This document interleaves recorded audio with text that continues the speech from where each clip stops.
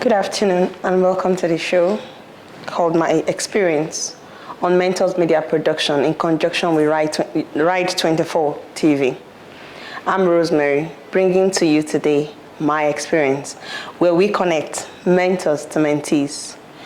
We get those who are in top places in the society, who've gone through such a lot and troublesome times in life, yet they were able to make it through.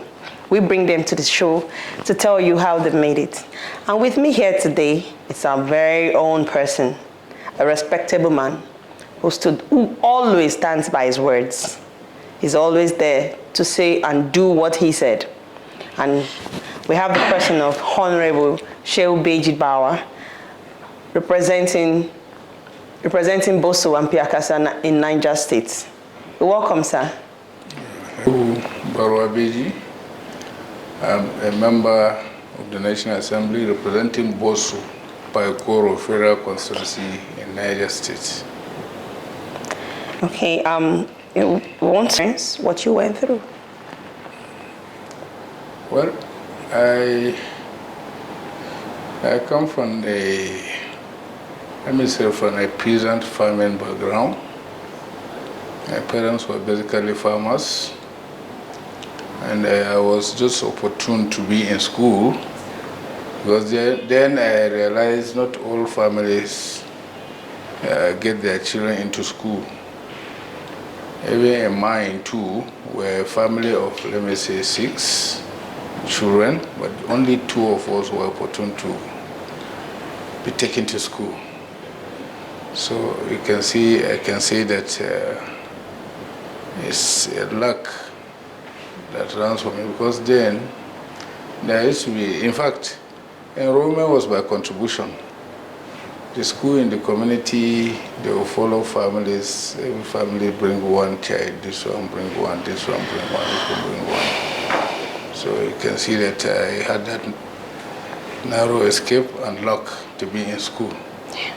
And basically being a peasant, from peasant background, you can see I came from a farming background. I was all on the farm, the normal peasantry, you know, not the commercial type even. So I think, but then I know that it was not so difficult, because then it was the government that was encouraging parents to bring children to school. Not like now where finance can stop you from being in school. In fact, the government was encouraging, so there's no point of thinking about school fees, thinking about this. In fact, rather, when in primary school, they bring incentives. Yes. When in primary school, sometimes they bring wheat, and this powder milk and coal. Once in a while, quarterly, they give us. In fact, our parents started seeing some of this thing for us. So it was, rather than having problem with the school fees, books, this and that, no, we were even being encouraged. Down to secondary level. In fact, up to secondary level, it was all encouragement, not about it. In fact, post-secondary, what the government normally do, especially in this part of the country, is to award scholarship. Post-secondary, you have to pay, but you are on scholarship. So your parents still do not feel the impact. Yes. This is comparable to the level of having to start doing, except if you want to go into my working experience and co. Yes, sir. Yeah, as I told you, I enrolled in primary school in 1968 and completed my primary education 1974, primary school Mina. 1974, I proceeded to Government Technical Secondary College, Bida, and I graduated 1979. After my school cert, I did not immediately proceed. I started an AC program, but as I was into the program, I walked out of the program in I walked out of the program and said, because I have always have interest for politics. Because in 1979, the Second Republic politicking was going on, and I just involved myself in politics in 1979. But then we were like, say, kids politics, just following the elders, not necessarily contesting elections, but I held positions at the local level. 1979, I realized I was forced with the PRP, People Redemption Party, and there and then, eventually, I got over to GNPP, Great Nigerian People's Party.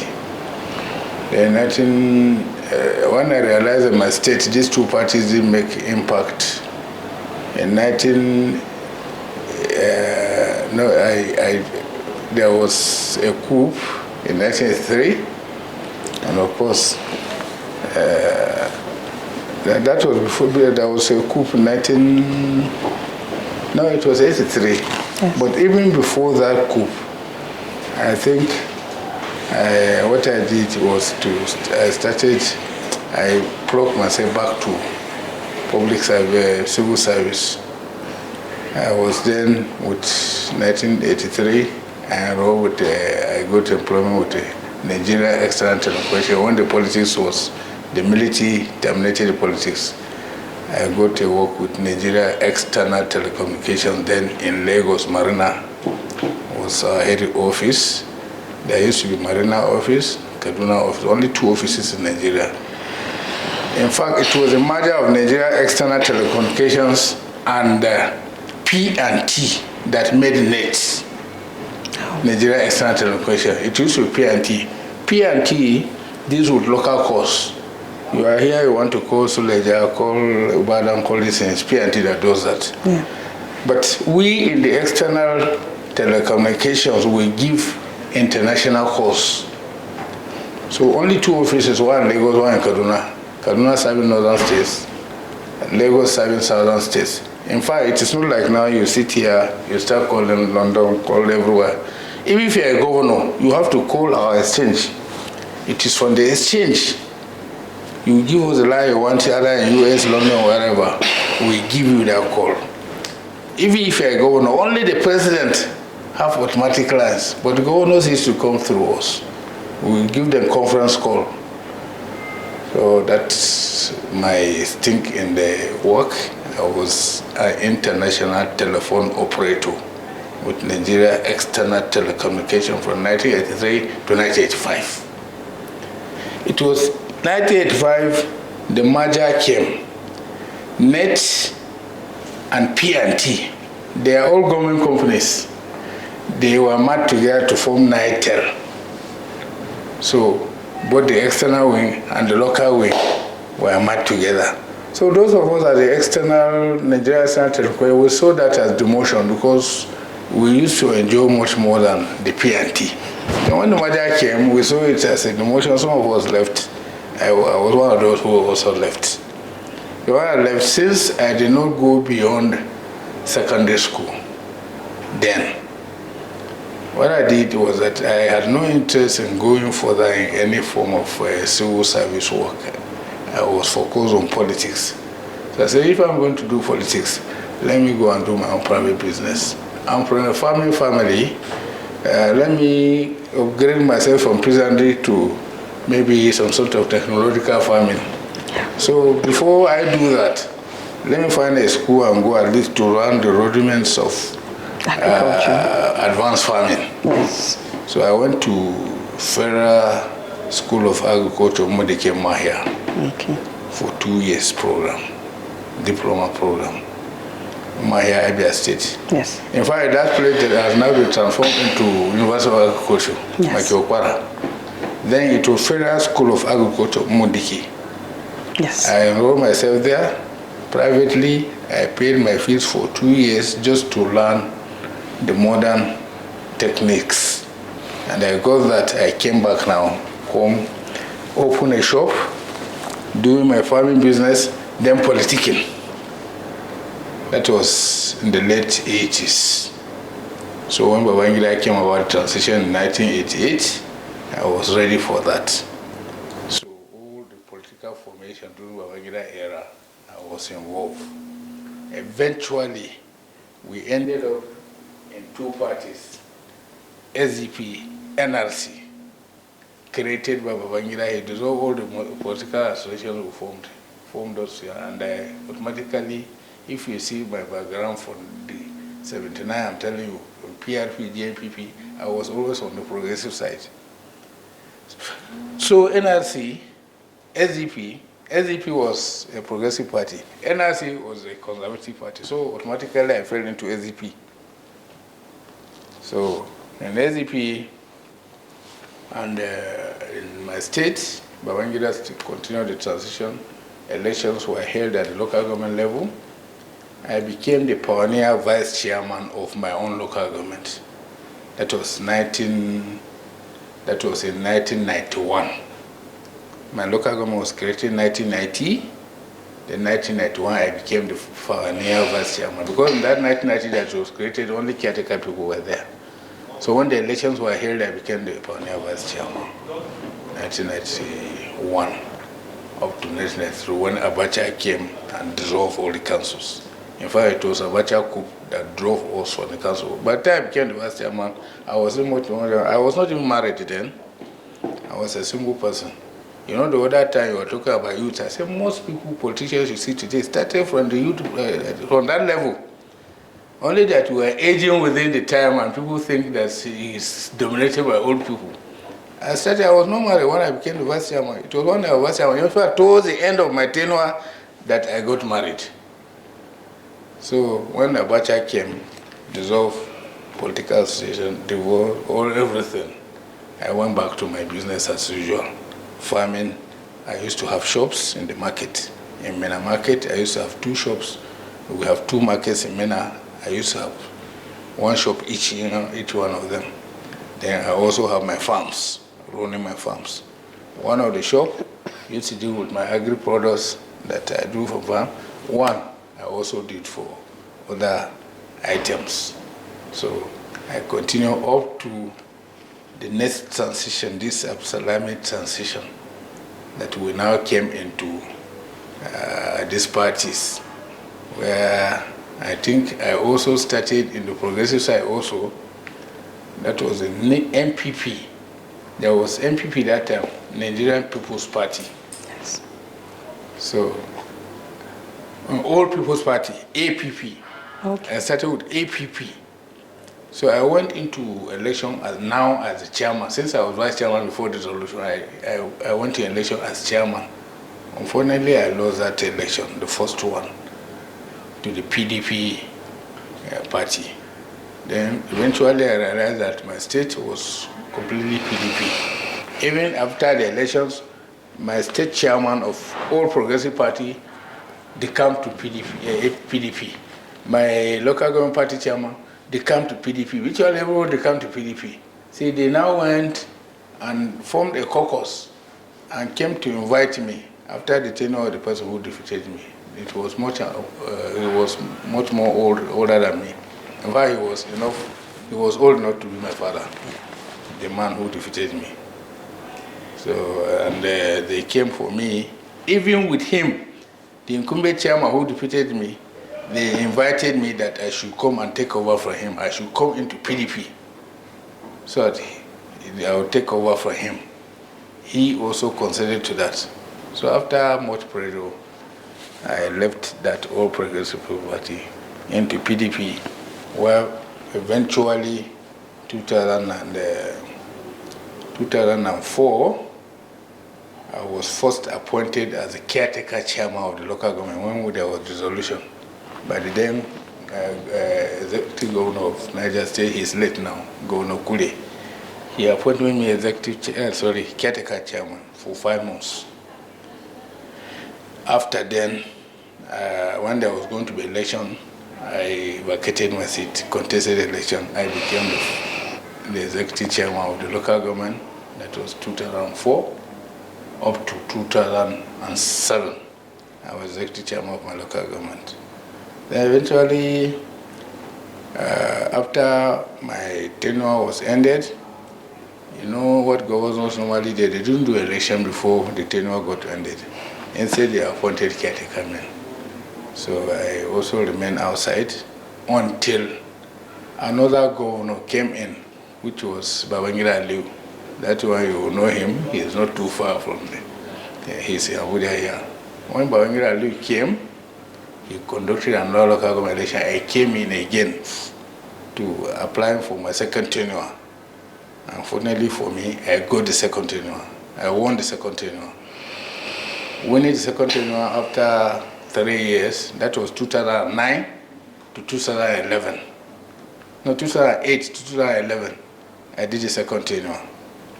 After the second tenure, when I was about vacating, as I told you earlier, they don't normally conduct election immediately when it comes to local government. They have to put caretaker even before another election. So they came about the caretaker thing after the end of my second tenure. And Talba, in his wisdom, said, he appointed me to be the caretaker chairman of my local government, even after the completion of my tenure. I did that caretaker for 3 months, and there was going to be another caretaker. You know, caretaker assistant doesn't pass 3 months. So as I thought I was going, he reappointed me as the caretaker chairman. In other local government, it didn't happen like that. But he kept on reappointing me as the caretaker chairman even after I finished my tenure. So all in both local government now, from what I counted to you, I have been vice chairman once, I have been caretaker chairman 3 times, I have been elected chairman 2 times, Yes. altogether. This runs close to 10 years I was at the local government level as head. So it was after those periods, another election I cannot contest again because you can't go more than 2 Yes. elected. So what I did not even contest any election. I just follow other people, campaign for other people. When the present governor came, I did not contest election. So after winning elections, I did not immediately got appointed. Rather, I was lobbying for other people to get appointed. Because like I had former councillors who have graduated into adulthood, and I felt they were always my loyalists. So instead, I lobbied for one of my councillors, my former councillor, to become a commissioner in this regime. And eventually, the governor assented to that. The boy is still the commissioner he is now commissioner for water resources. First, he was given commissioner for youth development. Both first and second term of this governor, that my councillor has been a commissioner. He is still there. He's just about finishing his tenure. Then, but after lobbying for other people to be placed, I'm just telling you this because some people say we block, you don't want the youth to come over and so. But I brought up people. I brought my boy. Instead of lobbying for commissionership, I brought my boy. And he got it. So eventually, Abu in his wisdom felt that I shouldn't be outside. After a year, he appointed me as the executive secretary, Niger State Pilgrim Welfare Board. So I took charge of pilgrimages in Niger State. Both Christian and Muslim pilgrimages were under my office. I used to have Christian directorate, Muslim directorate. So those going to Jerusalem, those going to Mecca and Co, all under my office. So it was from there, after 2 years of that job, I contested this election. I relinquished that position and contested this position where I am.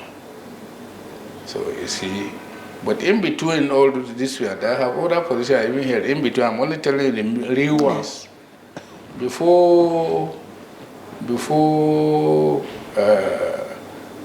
this dispensation, under that Telva, I was also appointed one of the senior special assistant on political matters to Governor Telva.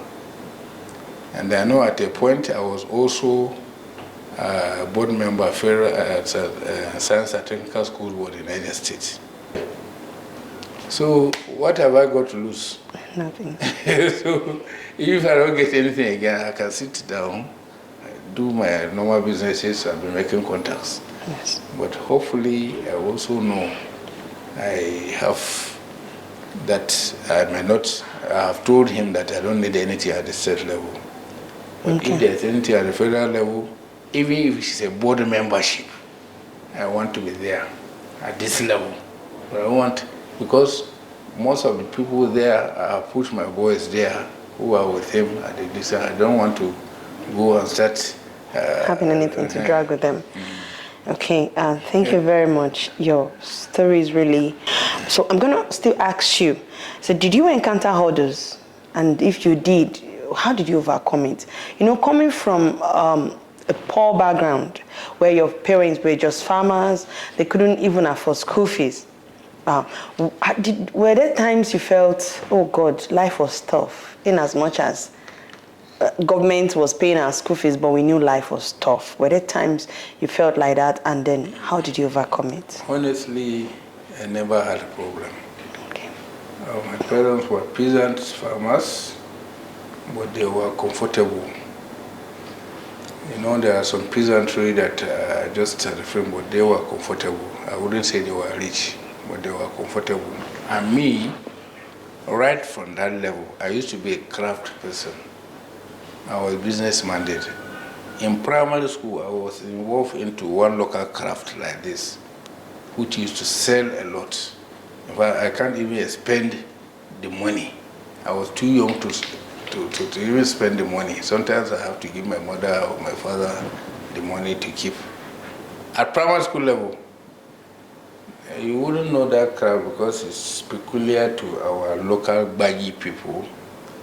Our people used to, there's what we call sketch, local sketch. That sketch is normally tied, there's one woven material that is used in tying the sketch. Okay, yes. So I used to weave that thing, and that was very popular because everybody demands my handwork on that weaving. So in fact, they used to book. And sometimes the money is always there for me to work to meet up with the demand. At primary, that is at primary school. So when I went into college, because it's a boarding school, I can't do it. But when I am coming on holidays, already the money is piled down, waiting for me to fulfill that. That's why I'm saying that I wasn't really... Yes. Yes. Okay. You know, growing up, a lot of us had who we looked up to. I want to be like this person. The only thing I can say, at the political angle, you know, the Nigerian system of who knows who have started, I knew that how I bulldozed myself to even become the vice chairman, it was not it was in fact a very heckling deal. Yeah.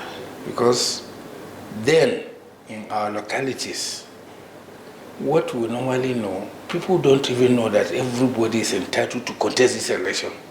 The commoners were just blindfolded.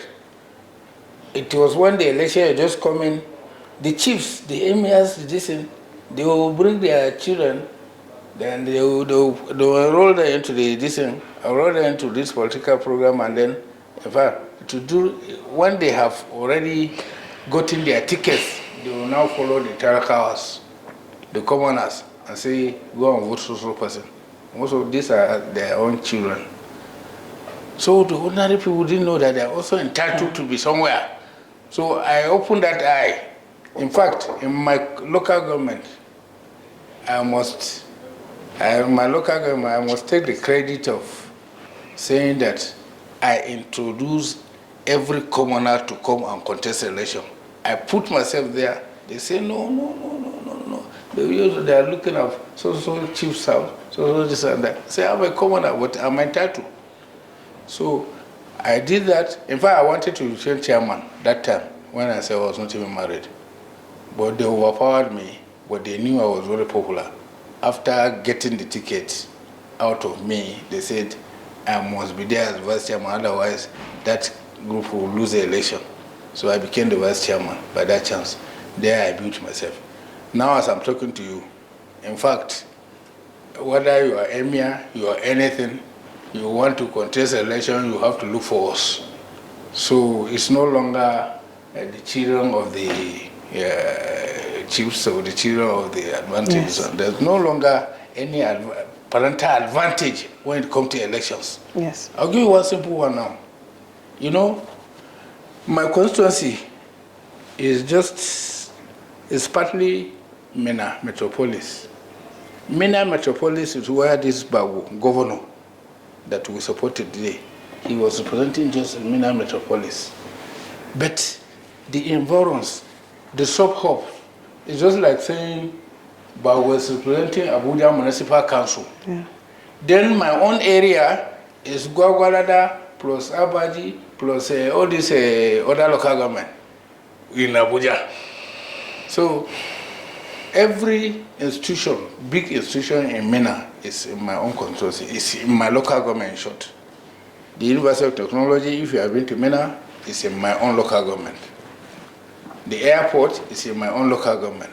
Whatever, every army barrack, virtually every institution in Mina is in my local government. So the environs. The metropolis only have the government house, the emir's palace, the prison yard, of course the market. This is the metropolis where I was presenting, why I'm not becoming governor today. But mine is the environs. What I'm saying, to show you that the eye has opened, you know General Absalam. Yes. Is a former president. Yes. He's seated in Mina. IPP is a former president. He's seated in Mina. But let me tell you, if their children want anything today in Niger State, in Mina, in fact, they have to work hard to get the masses agree with them. So they don't even try it. One tried just this last election I finished. This position that Barwa left to become governor now, the last born of General Absalam, they got the ticket by crook from APC. They bought the ticket. You know, normally, it's easier to get the ticket, but the general election. But if a general election, a commoner beat him hands down. There was a point, even IBB's son also tried to be a member of House of Reps. He couldn't make it. He wanted to go, no, he couldn't make it. So the masses have known that everybody is entitled. And I think I'm one of the pioneer people who opened that. I'm from nobody's family, yes. But I'm entitled to contest election, and if I win, I'm entitled to positional win. So I'm very happy about that. Yes, sir. And without nothing, and you did. So in that light, I'm still going to ask you. You would have at least settled as a farmer, just as an ordinary businessman like your parents, but you felt politics was the in thing. Was it just for the love of your people, or you just wanted to be in politics? One, I had been that very political from childhood. Two, for the love of my people, I've just told you that what I saw was that people were blindfolded when it comes to positions. Our people, the local people, were blindfolded. The chiefs, the people were told they will bring their children and ask you to go and vote. You don't know that your own child is also entitled to. So, and you see, getting position through that kind of this, normally they don't care about people again. The moment they get there, by the way, you don't know how they came in. So the very commoners that were blindfolded to vote the children of the chiefs or the rich, eventually they lose out. After election, you won't see them again. Until when there's another election, they'll bring another person to you. So all these things, coupled with that, I felt that there's need for us to stop that. So for the love of my people, and that's why I'm saying that I open my eyes, I open my people's eyes to the fact that their children are also entitled to be somebody. Yes. So you can see? Yes, sir. that their children are also entitled to somebody, and I'm nobody's child, but I became somebody. Yes. I'll do you one little story. When we were in primary school in Mina, there used to be in primary school in Mina 1970, I say around the 70s. When we were, I think precisely I was in class primary 6 that time. There used to be up to 7. I was in primary 6 that time. The big people in Mina was not a state then, but it used to be a provincial of headquarters. Then they did an almanac. The big people in Mina did an almanac of about 5 kids in the primary schools across Mina. There's no one primary school in Mina, but the primary schools in Mina, they picked 6 people and did an almanac of them for that year. And what they put there in Hausa, they say, Zakarun Yan Makarantar Mina. I don't know how to put it in English. Zakaru means, Zakara is this thing that Abga is using. Okay. Abga is Cock. using cock. Cock, yes, matured cock. Yes. Yes. As if they are the stars of Mina school children. Oh, okay. And who were there? They are what made them to be in that calendar is that they are children of who and who. The rich. It is not by way of merit.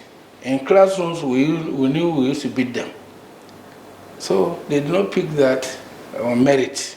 They picked that because and those children became spoiled children. And let me tell you, when I was council chairman, even before getting to this level, when I was council chairman, unfortunately, I know about 3 of them are late now. Only 2 are alive.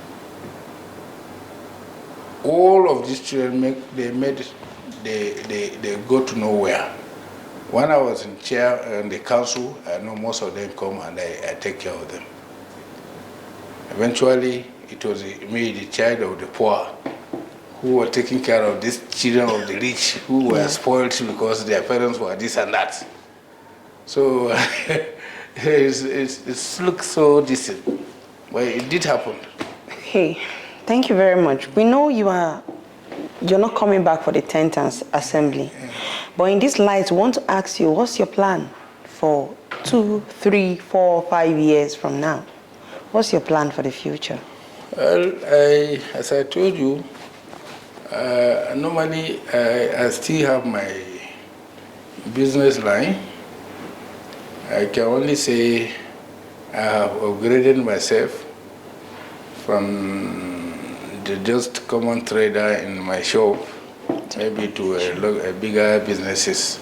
You know, I told you that then I used to have 2 shops in the market, but I no longer run that kind of businesses. But I am involved still in agri products. I also still involved in farming. And as I told you, I'm not ruling out possibility of getting fixed into probably one of the parastatals here in Abuja. Okay. For me to also assist with my experience in anyone, but definitely I know I will not be left out entirely. Okay. But I have chosen that wherever they want to assist me, it should be in Abuja. I don't want anything at the state level.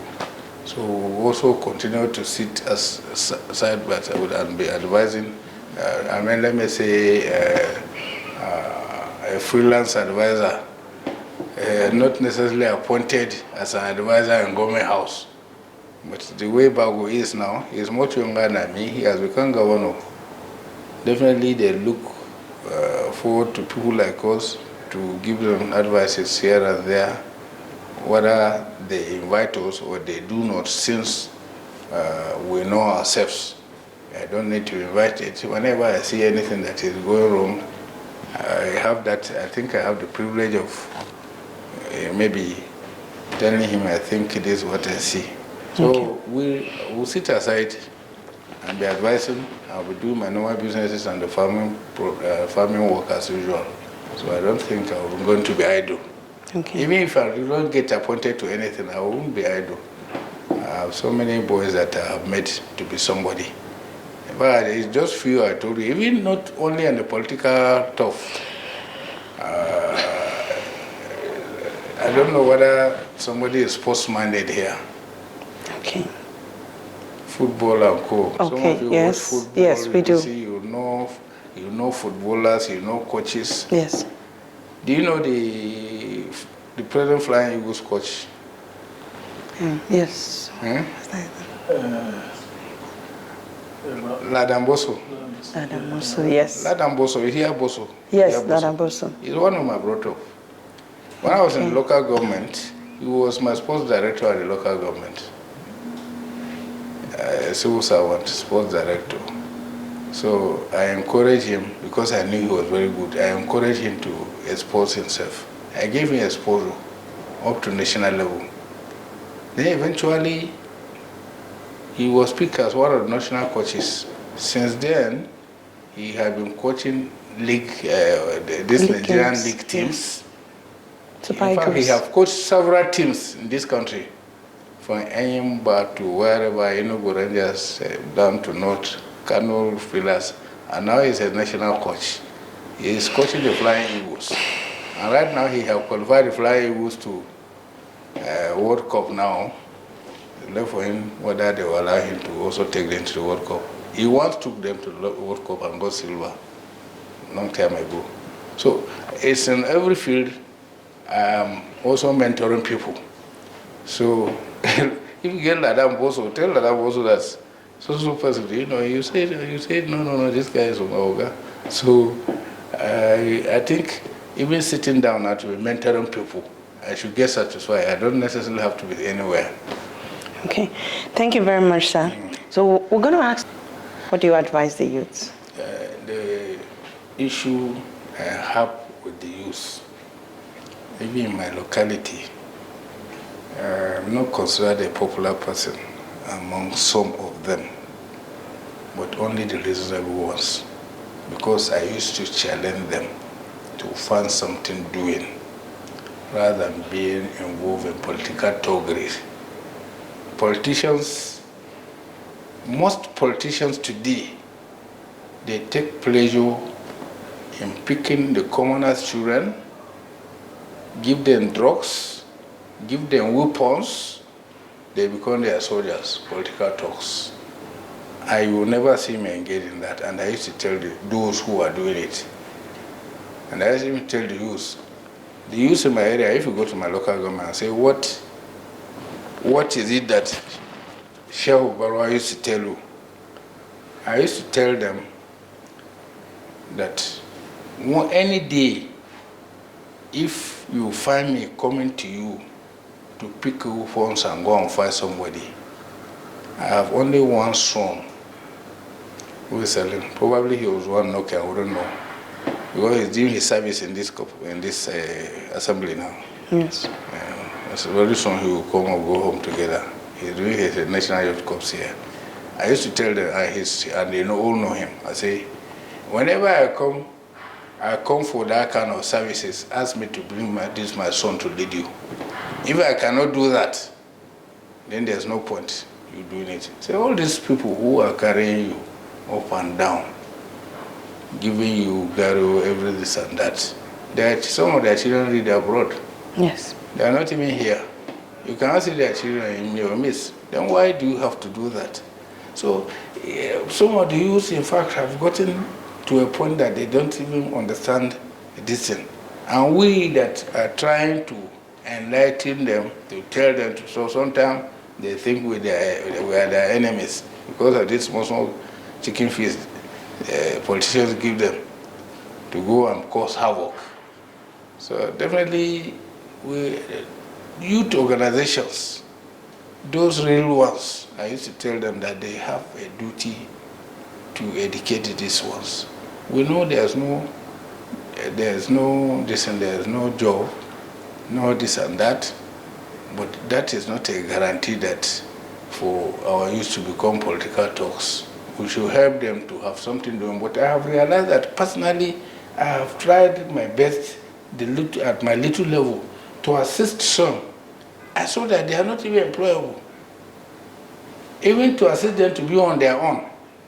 You give them something to go and start something on their own. In a few weeks' time, in a few months' time, they will come back to you. They will just eat the money.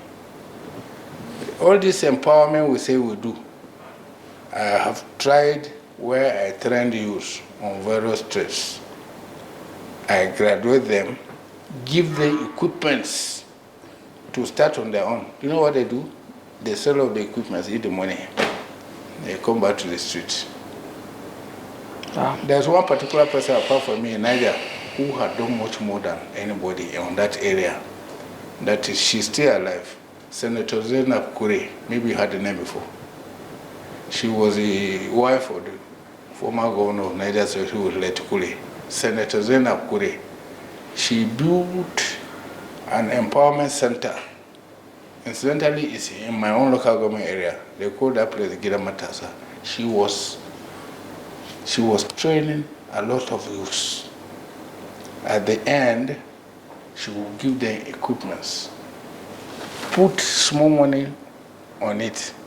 Like 50,000, even 150,000 was more valuable than now. After giving the equipments, he give them such money so that they will have startup. Let me tell you, you can hardly get up to 30% of those youths that were able to make it.